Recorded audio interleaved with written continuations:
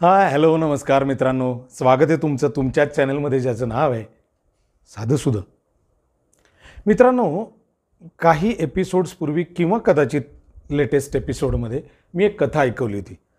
त्यानंतर माझ्या मित्रांनी, माझ्या संबंधितांनी, अनेकांनी मला कथांचा भडीमार सुरू केला. त्यातली एक कथा मला अतिशय समर्पक वाटली, आत्ताच्या काळाला योग्य वाटली. किंबहुना त्या कथेचा नायक हा आपल्याला आजूबाजूला कुठेतरी दिसत असेल किंवा कदाचित आपणही असू.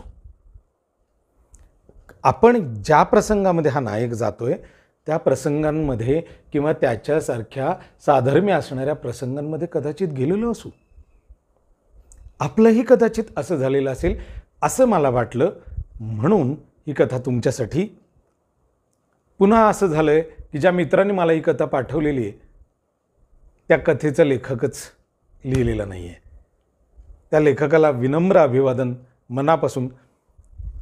नो डाऊट त्याच्यात काही थोडेफार चेंजेस केलेत, मला वाटलं तिथे काही विचार मांडलेत, पण जर काही तुम्हाला कथा आवडली तर ते संपूर्ण श्रेय त्या लेखकाचं. कदाचित असं होईल की कथा वाचल्यानंतर मी पुढे काही बोलू शकणार नाही.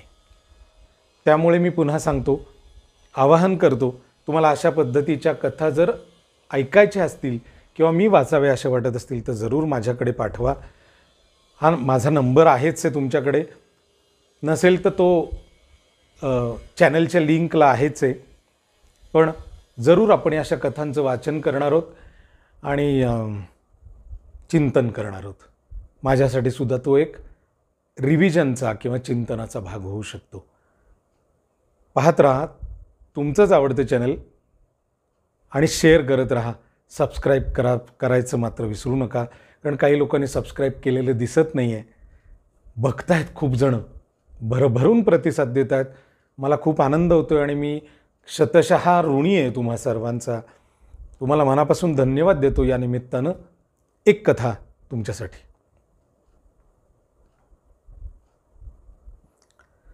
आज 3 महिने उलटून गेले आपलं मूल हरवून. पोलिसांकडे खेटे घालून कंटाळलो. त्यांना काय पडले म्हणा. एका मतिमंद मुलाला शोधणं वेळ वायाच घालवणं आहे जणू. सोशल मीडियावर फोटो टाकूनही 2.5 महिन्यांचा काळ लोटलेला. लोकांनाही त्याचं अप्रूप नसावं. चांगलं नॉर्मल मूल असतं ना तर कदाचित मेसेज फॉरवर्डही केले असते. पण या बाबतीत म्हणतील बरं झालं. अशा विचारांनी डॉक्टरांच्या डोळ्यात पाणी येत होतं. डॉक्टर ठाकूर MD होते. एका मोठ्या हॉस्पिटलचे सेक्रेटरी होते ते. त्या हॉस्पिटलतर्फे दरवर्षी 10-12 डॉक्टर्स आषाढी वारीमध्ये वारकऱ्यांसाठी पाठवले जात असत आणि एक ॲम्ब्युलन्सही. डॉक्टर ठाकूरांचा देवावर अजिबात विश्वास नव्हता.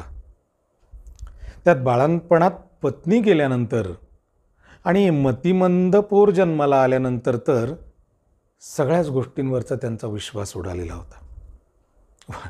वारी वगैरे तर त्यांना वेळेचा अपव्यय वाटे. कसला आलाय देवनबीव.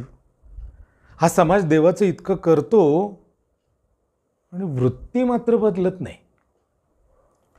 आपला मुलगा समाजाने चेष्टेची गोष्ट केलेली आहे. त्याला कोणी जवळ घेत नाही, त्याला कोणी माया लावत नाही. काहींना तर स्पर्श करणं देखील पाप वाटतं. नजर बदलते अशा मुलांकडे बघताना. डॉक्टरांचे विचार अशाच तऱ्हेचेच राहिलेले होते. वारीत पाठवलेल्या डॉक्टर्सची टीम पाहणी करण्यासाठी हॉस्पिटलतर्फे ह्या वर्षी ठाकूरांना सांगण्यात आलं. साहजिकच त्यांनी ते टाळलं, परंतु जाऊन लगेच परता या विनंतीमुळे त्यांनी जायचं ठरवलं. आता गंमत अशी होती की मुलाला घरी ठेवणं हे त्यांना जड झालं.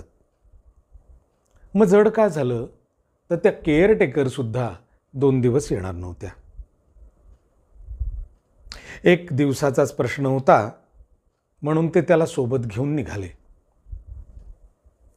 वारीत गेले आणि वारीत गेल्या गेल्या तो हात सोडून लांब धावत सुटला.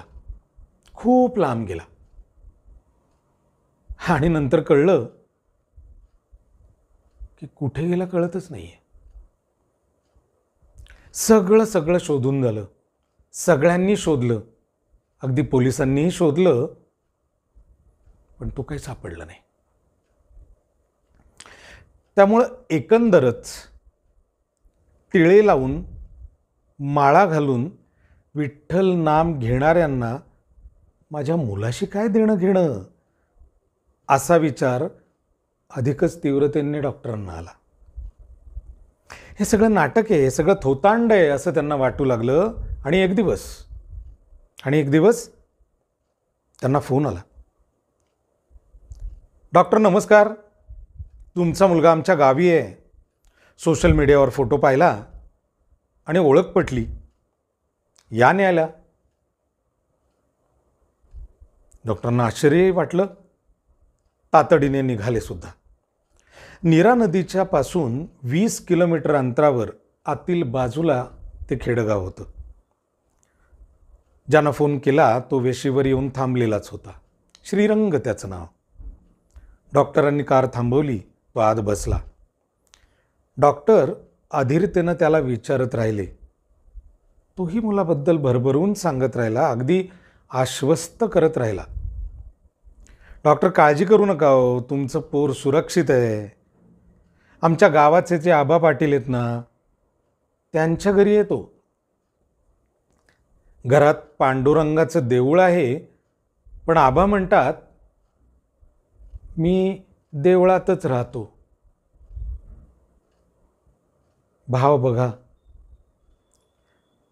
पण तुम्हाला खरं सांगू, तुमच्या पोरानं गावाला लय लळा लावलाय.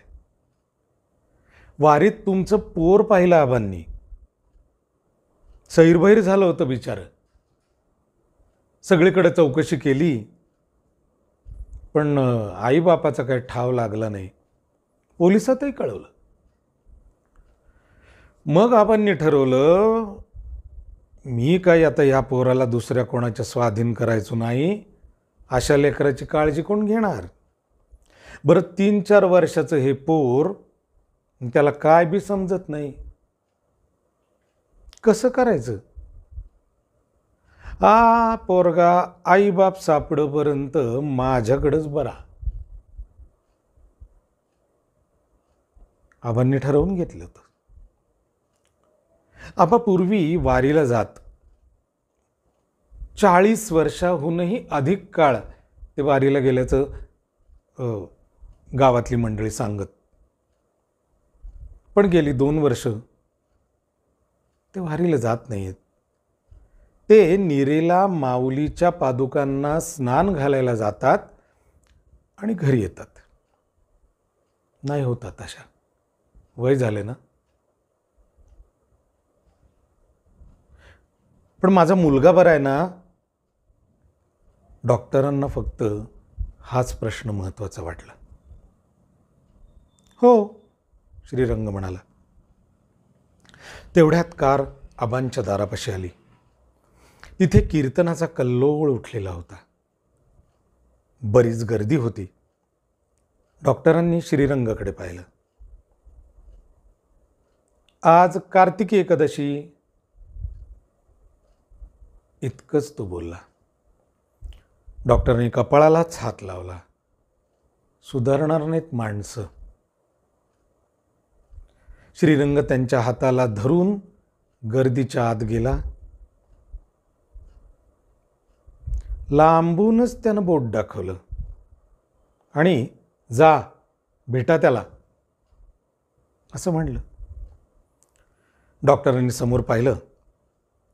समोर आबा पाटील एकतारी घेऊन तल्लीन होऊन नाचत होते.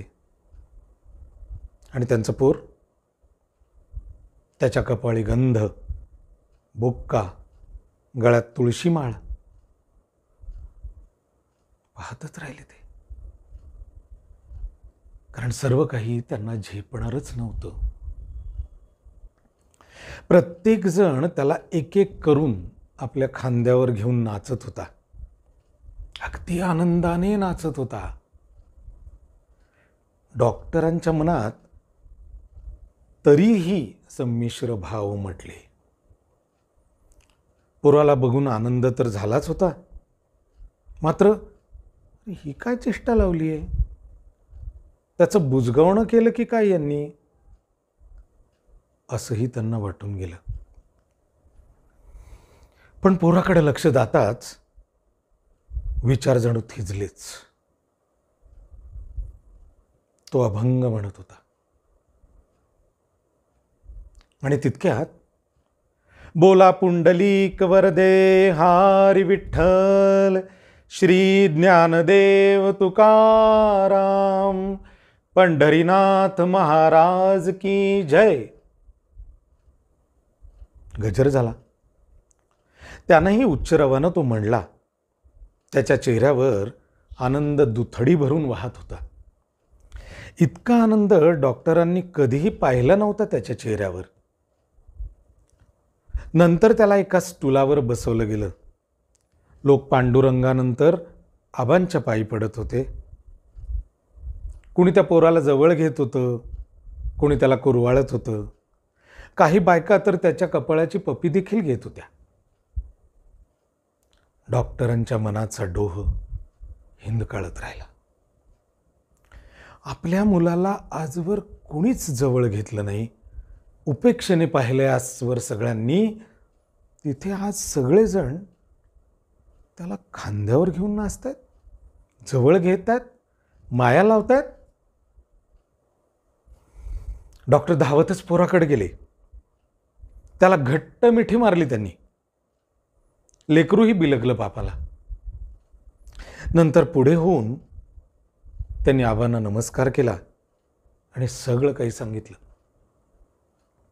आबांच्या डोळ्यात पाणी आलं. म्हणाले, पांडुरंगाचीच कृपा आहे म्हणून आपली ही भेट झाली. खरंच तुम्ही याला घेऊन जाणार म्हणून वाईट वाटतंय, खूप वाईट वाटतंय. पण अगदी खरं सांगू, पांडुरंगानंच याची सेवा करायची संधी आम्हाला दिली. खूप गुणी पोर आहे होय, काय सांगू आता. पण तुम्ही मगाशी जे म्हणालात की कुणी श्रीरंग नामक व्यक्तीनं तुम्हाला कळवलं, तो कुठे? डॉक्टर म्हणाले, हो अहो इथेच तर होतात की, आणि कारण त्यानंच मला इथवर आणले. त्यांनी आणि तिथल्या जमलेल्या सगळ्यांनी आजूबाजूला त्याला शोधलं. पण शोधूनही, खूप शोधूनही तो सापडला नाही. आबांनी हात जोडले, डोळे मिटले, अश्रूंना वाट करून दिली आणि म्हणाले, कसा सापडतोय तो पांडुरंगा? डॉक्टर, अहो पांडुरंगच होता तो, तसाच होतो, करून सवरून नामा निराळा. तुम्ही सांगताय ना, त्या नावाची व्यक्ती अख्ख्या गावातच नाही आहे. डॉक्टरांचा विश्वास बसेना. प्रचंड धक्का बसला होता त्यांना. त्यांनी मुलाकडे पाहिलं. तो हसत म्हणाला, तुका म्हणे आम्हा आहे भरवसा, विठ्ठल सरिसा चालता आहे. हे स्पष्ट शब्द ऐकून डॉक्टर कंपित झाले. अचंबित होऊन आबांकडे पाहिलं त्यांनी. आबा हसले. बरेच अभंग माझ्याकडून शिकलाय तो इतक्या दिवसात. तल्लीन झालेलं पाहिले मी त्याला. गुणी आहे पोरग. न राहून डॉक्टर अभावितपणे खाली वाकले आणि आबांच्या पायावर डोकं ठेवलं. डॉक्टरांच्या तोंडून एकच शब्द आला, अशक्य. डोळे भरभरून वाहू लागले, पूर्ण भान हरपलं. आपल्या मुलाला घट्ट आलिंगन, मनापासून आलिंगन दिलं. डोळे भरल्यांनी आलिंगन दिलं आणि तोंडातून अनाहूतपणे शब्द आले, माझा विठ्ठल रे तो.